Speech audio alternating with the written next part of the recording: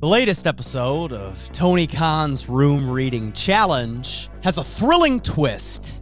The sickos now have partially begun to acknowledge reality. On January 12th, Tony Khan tweeted an announcement for AEW Maximum Carnage. Kind of feel like Disney might own that one. Announcing a 12-man tag team match with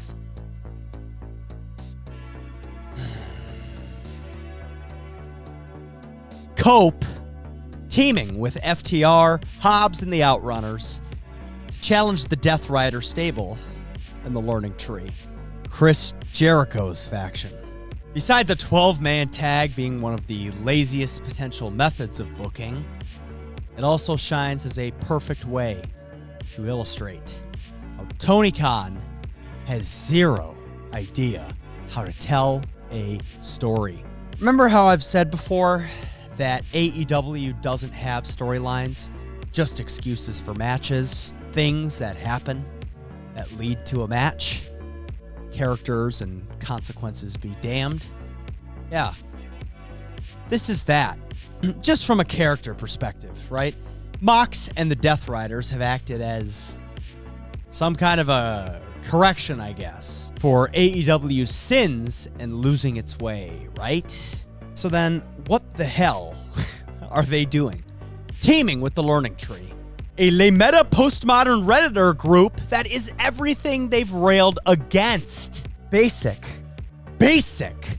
character and story logic. They don't have it. And in a shocking twist, Tony finally got some pushback from the sickos. Wild turn of events here. Couldn't have called that one. You'd have to go back to 1996 to find a double cross this big. Storyline has gone off the rails, man. People not liking it, and it doesn't even make sense anymore. Might be time to reevaluate direction. Promo's good. Who came up with this? Good question. Dear God, it's getting worse. That it is, Todd. Not even the archangels could assist with creative at this point. Shame, too, because, well, they'd know a little something about megalomaniacal self-marks whose pride and desire for control got them quabbed. Banned from the server, bitch! Lucifer in shambles. Hell forever stays losing. Matt Black had a more diplomatic take, writing, Tony, I love AEW, but it's time for this Moxley title reign and the Learning Tree nonsense to end. This ain't it. Please do what you have always done and pivot. The company needs to move on from this stuff and get back to what made this company great in the first place. And he would be right, but at this point, asking Tony Khan to pivot is like asking a toddler to stop sticking his fingers in his nose and stop eating gum under the guardrails at the bus station. It ain't gonna happen. You fucking bad faith grifter! I'll book my fucking toys however the fuck I want to! You'll eat whatever fucking slop I give you, and then you'll go on Reddit and you'll tell me how fucking great my promotion is! And fuck CM Punk too! Tell me it's gonna be okay, Dave. Good match. Beautiful. Ethan Rasslin asks the pertinent question, Tony, why are the Death Riders creating allies if they want to take over the company?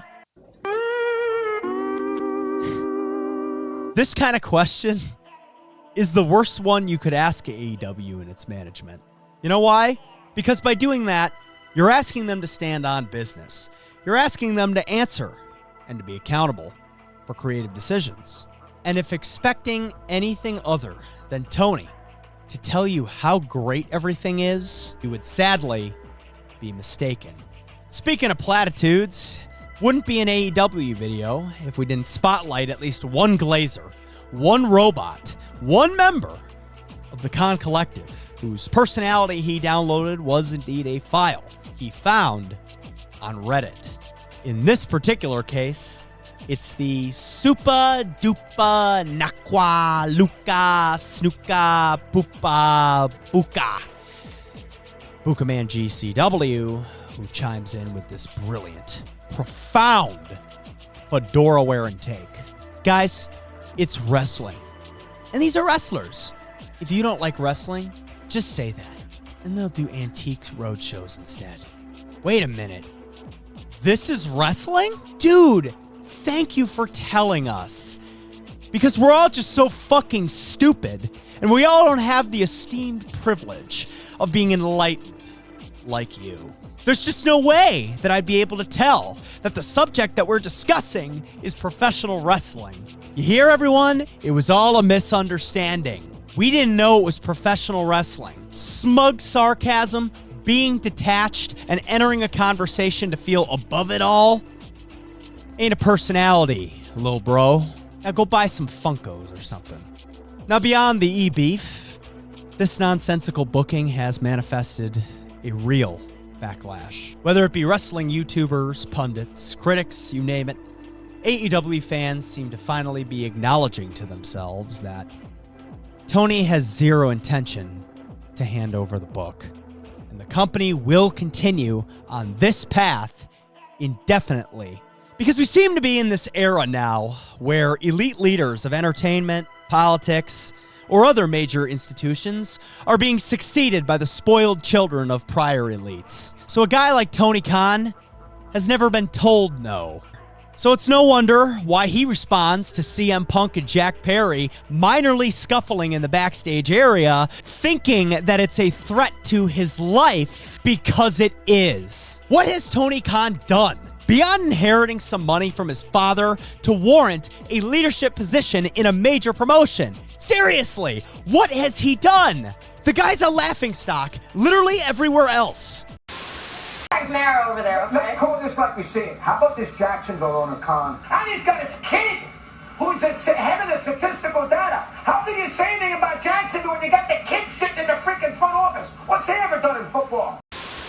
But for some reason, in professional wrestling discussion, it's considered toxic and bad faith to point out just how much of a clueless fucking Nepo baby this guy is. And so again, why would anyone expect accountability? Tony's decided now to create a little island around himself. Criticism, no matter what kind, inherently reads to both him and his fan base as attacks.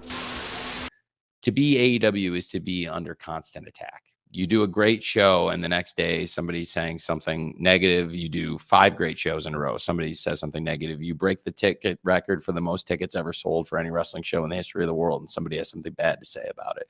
I just, at this point, I don't worry about it. We just need to go out and do great shows week after week like we did.